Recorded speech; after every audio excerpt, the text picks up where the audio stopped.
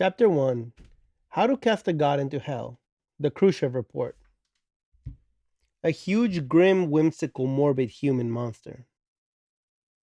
If today we analyze On the Cult of Personality and Its Consequences, read by Khrushchev at the closed door session during the Congress of the CPSU, and later hailed as the Secret Report, one detail immediately draws our attention.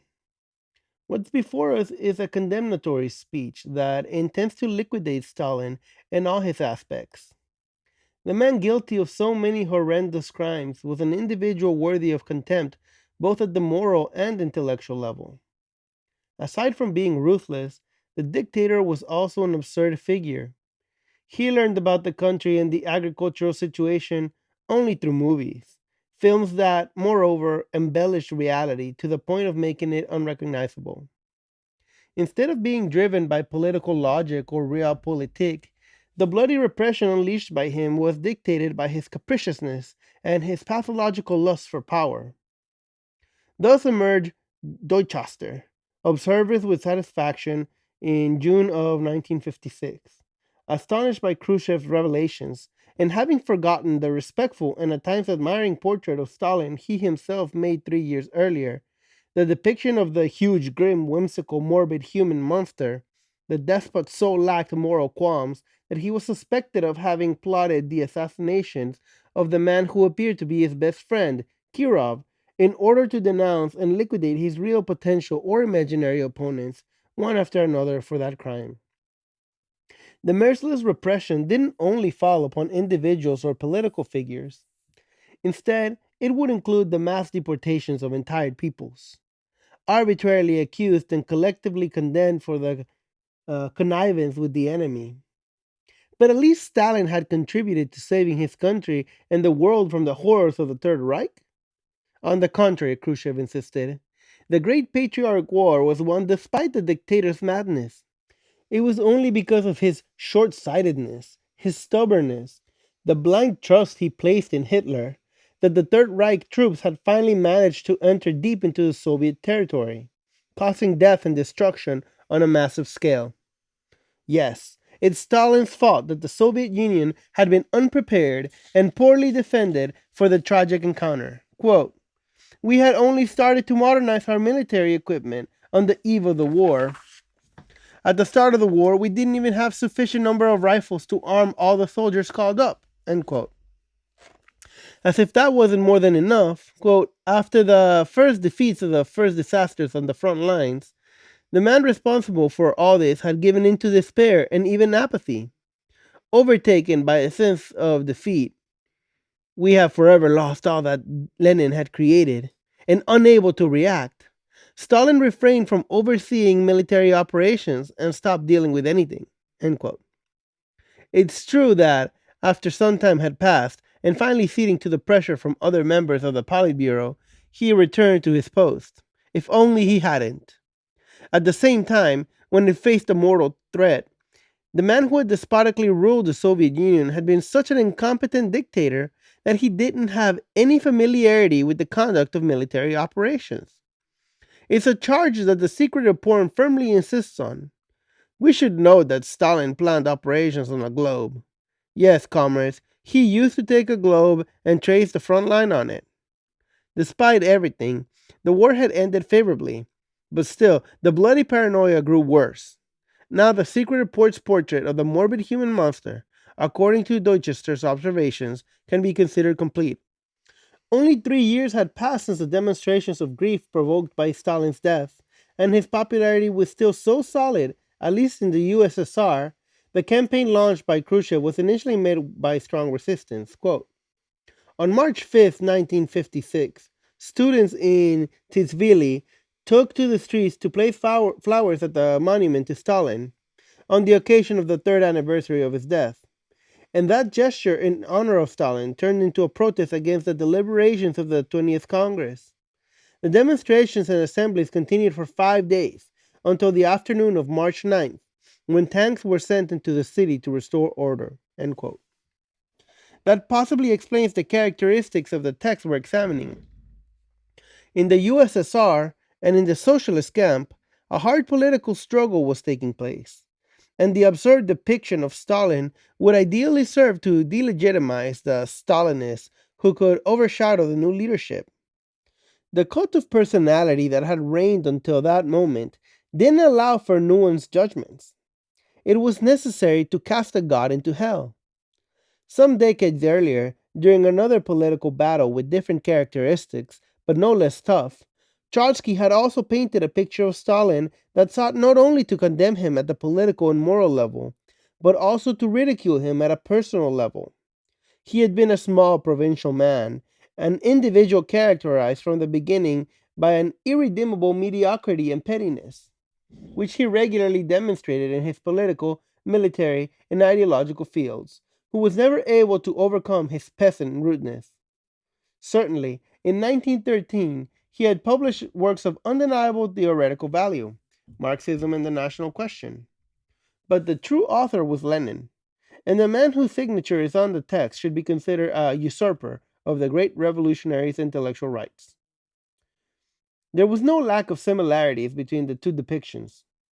Khrushchev insinuated that the real instigator of Kirov's assassination had been Stalin, and Stalin had been accused, or at least suspected, by Trotsky of having hastened Lenin's death with his Mongolian ferocity. The secret report denounced Stalin for the cowardly neglect of his responsibilities at the start of Hitler's invasion.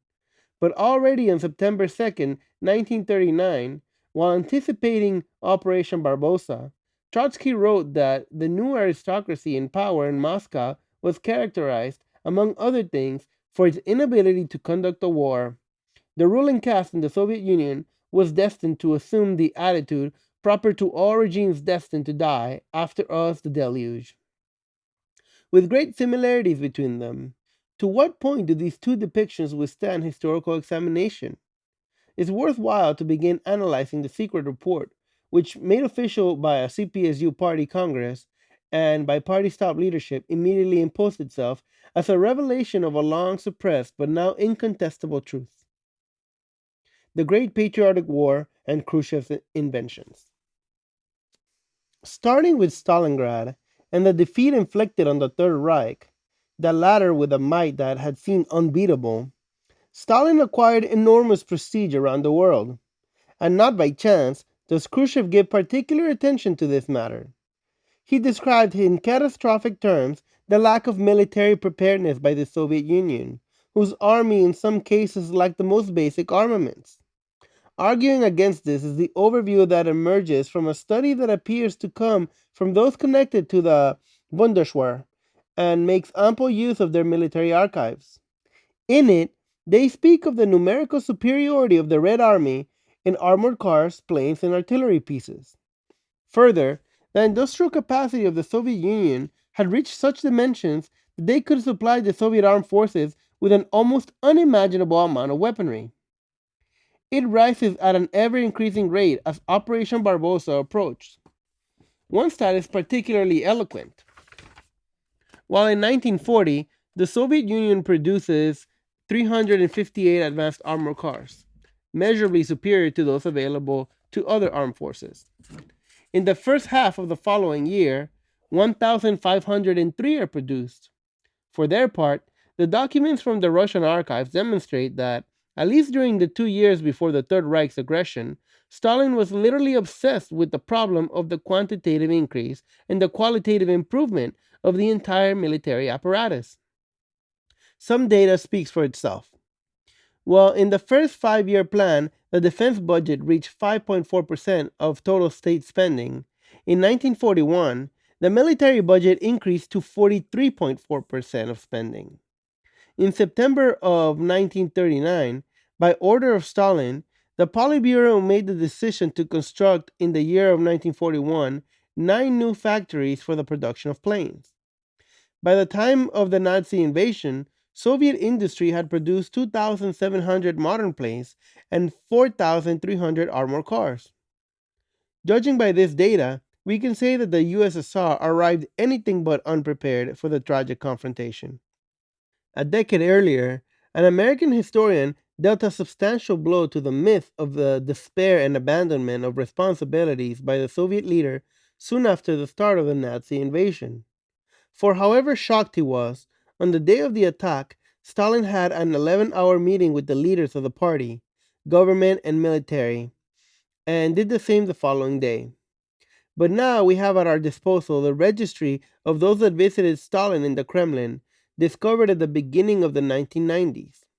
It appears that, in the hours immediately following the military aggression, the Soviet leader was immersed in a series of uninterrupted meetings and initiatives to organize the resistance. They are days and nights characterized as strenuous but organized. In any case, the entire episode, narrated by Khrushchev, is a complete invention. This story is false. In reality, from the start of Operation Barbosa, Stalin not only makes challenging decisions, giving the order for the relocation of residents and industrial installations from the frontline areas, but he controls everything in a meticulous way, from the size and shape of the bayonets to the authors and titles of the articles in Pravda. There is no sign of panic or hysteria. Dmitriev offers the following account in a diary entry. Quote, at 7 in the morning, they urgently called me to the Kremlin. Germany has attacked the USSR. The war has started. It's surprisingly calm, with resolve and confidence in Stalin and all the others. End quote. More impressive yet is the clarity of ideas. It's not only a matter of carrying out general mobilization of our forces, it's necessary as well to define the political situation. Yes, only communists can defeat the fascists and put an end to the apparently irresistible rise of the Third Reich. But it's necessary not to lose sight of the real nature of the conflict. The communist parties developed locally a movement in defense of the USSR, not putting forward the question of the socialist revolution. The Soviet people fight a patriotic war against fascist Germany. The question is the defeat of fascism, which enslaved a series of nations and tries to enslave other nations as well. The political strategy that had presided over the Great Patriotic War is well defined. Already some years earlier, Stalin had stressed that the expansionism carried out by the Third Reich is in pursuit of the enslavement and submission of other nations. These nations respond with just wars of resistance and national liberation. To those that academically counterpose patriotism and internationalism, the Communist International had responded once again before Hitler's aggression, as is shown in the entry in Dmitriev's diary from May 12, 1941 that, quote, it is necessary to develop a line of thought that combines wise nationalism, properly understood, with proletarian internationalism. Proletarian internationalism should be based on the nationalism of individual countries. Between that properly understood nationalism and proletarian internationalism, there can be no contradiction. Nationless cosmopolitanism, which denies national sentiment and the idea of the nation, doesn't have anything in common with proletarian internationalism. End quote. Far from being improvised and desperate reaction to the situation created by the beginning of Operation Barbosa, the strategy of the Great Patriotic War expresses a theoretical orientation of a general character maturing for some time. Internationalism and the international cause of the emancipation of nations led directly to the wave of wars of national liberation, made necessary by Hitler's intention to seize and radicalize the colonial tradition, by first subjecting and enslaving the supposedly inferior races of Eastern Europe. These are the recurring themes in the speeches and statements delivered by Stalin during the war. They constituted important cornerstones in clarification of Soviet military strategy and its political objectives, and played an important role at the hour of re-strengthening popular morale. They took on international importance as well. As Goebbels observed to his own annoyance, Stalin's radio speech on July 3, 1941 earned enormous admiration in England and the United States. A series of disinformation campaigns and Operation Barbosa. Even in the strict realm of military conduct, the secret report has lost all credibility. According to Khrushchev, Stalin paid no attention to the warnings coming from many directions regarding the imminent invasion and went irresponsibly towards disaster. What is there to say about this accusation? Even the information coming from a friendly country can be wrong.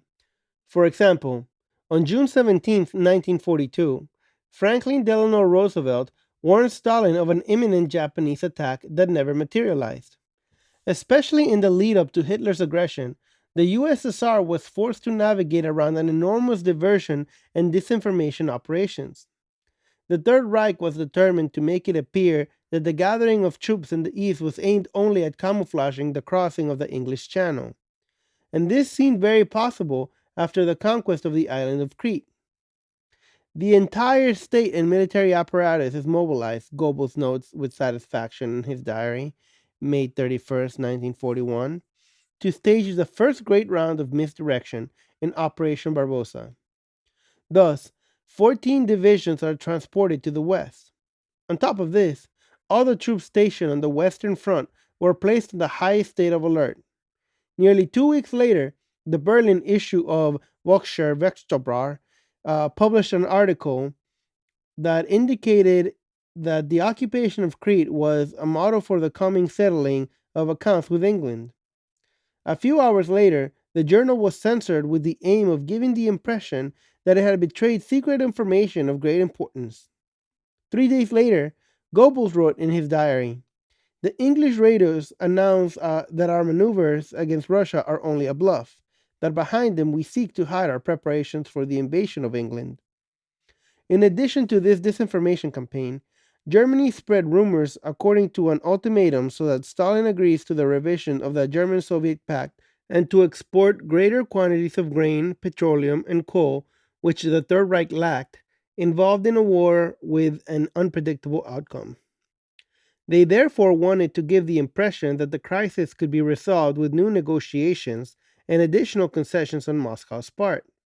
The British intelligence services arrived at that conclusion, and the military, as late as May 22nd, warned the Minister of War Hitler still hasn't decided to pursue his objectives in the direction of the USSR, either by persuasion or by force of arms. On June 14th, Goebbels writes with satisfaction in his diary, "Overall, they still believe in the bluff or in the attempted blackmail." It's also important not to underestimate the disinformation campaign carried out on the other side and initiated 2 years earlier.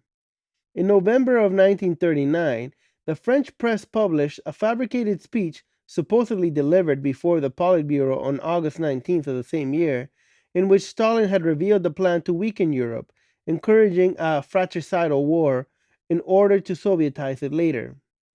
There are no doubts about it. This was a forgery that sought to unravel the pact of German Soviet non aggression and redirect the Third Reich's expansionist fury to the east.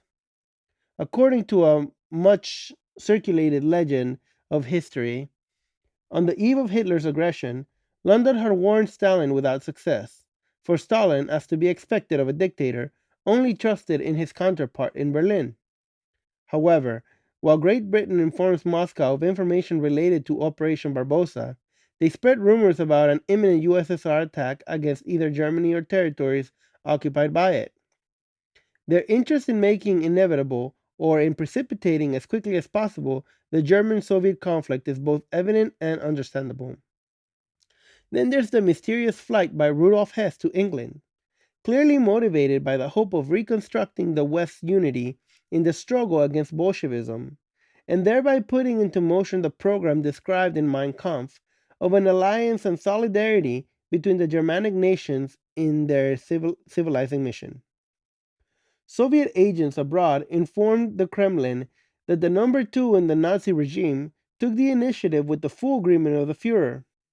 Moreover, personalities of particular importance in the Third Reich continued believing until the end the theory that Hess had acted at the encouragement of Hitler.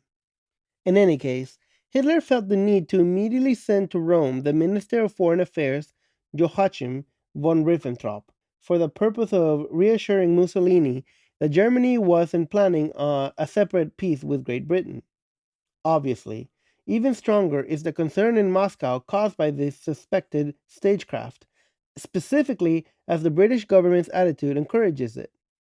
It doesn't exploit the capture of the deputy Führer for the purposes of getting the maximum propaganda value, something that both Hitler and Goebbels feared.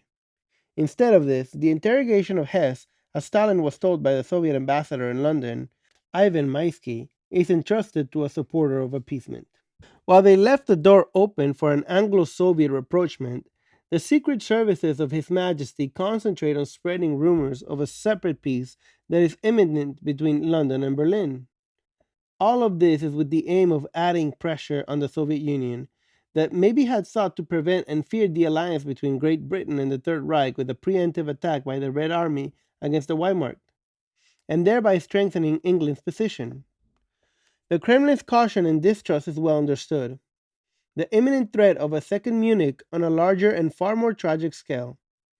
One can also raise the hypothesis that the campaign of disinformation promoted by the Third Reich had played a role, based on the transcripts found in the archives of the Soviet Communist Party.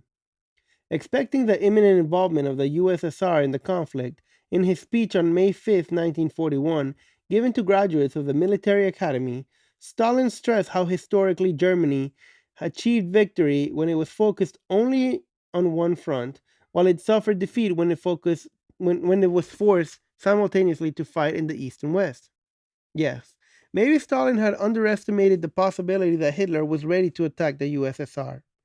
On the other hand, he knew very well that a premature total mobilization would have given the Third Reich casus belli on a silver plate, as had happened at the start of World War I.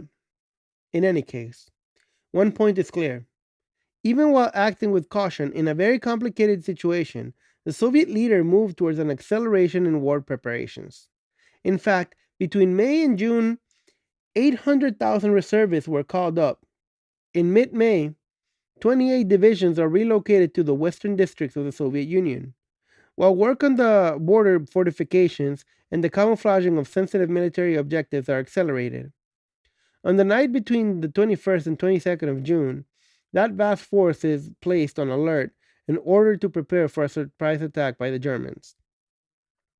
To discredit Stalin, Khrushchev stresses the spectacular initial victories by the invading armies, but leaves out the predictions made at the time by the West. After the dismemberment of Czechoslovakia and the entrance of the Weimar into Prague, Lord Halifax continued to reject the idea of a rapprochement between England and the USSR, resorting to the following argument. It didn't make sense to ally with a country whose armed forces were insignificant. On the eve of Operation Barbarossa, or at the moment when it's unleashed, the British Secret Services had calculated that the Soviet Union would be liquidated in 8 to 10 weeks. The advisor of U.S. Secretary of State, Henry L. Stimson, had predicted on June 23rd that it would all be over within 1 to 3 months. Moreover, the lightning breakthrough by the Weimar, as observed in our days by an illustrious scholar of military history, is easily explained by geography. Quote, the width of the front, 1,800 miles, and the absence of natural obstacles gave the aggressors immense advantages for penetration and maneuvers. Despite the colossal dimensions of the Red Army, the relation between its forces and the territory was so unfavorable that German mechanized units could easily find opportunities to indirectly maneuver into the adversary's rear. In addition, remote cities where roads and railways converged offered the aggressors the possibility of targeting alternative objectives, leaving the enemy in the difficult situation of having to predict the advance's real direction and where to face one challenge after the next. End quote.